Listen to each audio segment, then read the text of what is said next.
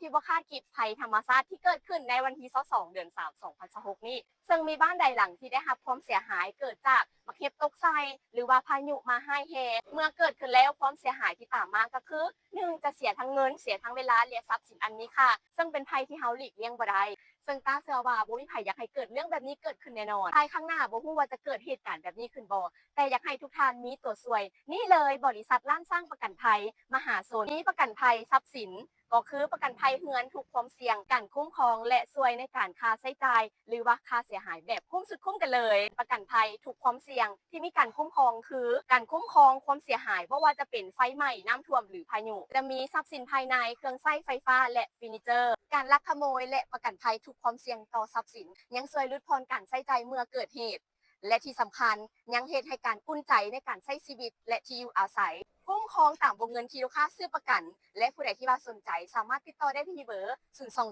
02098556666หรือว่าจะติดตามได้ที่เพจ Facebook ตามนี้เลยสุดท้ายนี้ต้าและทั้งบริษัทก็ขอเป็นกำลังใจให้กับทุกท่านทุกบ้านที่เกิดความเสียหายให้ได้เงินไวๆงามๆไวๆโดยด่วนเด้อและที่สำคัญผู้ใดที่ว่าสนใจสามารถติดต่อและทักหาเฮาไวๆเด้อ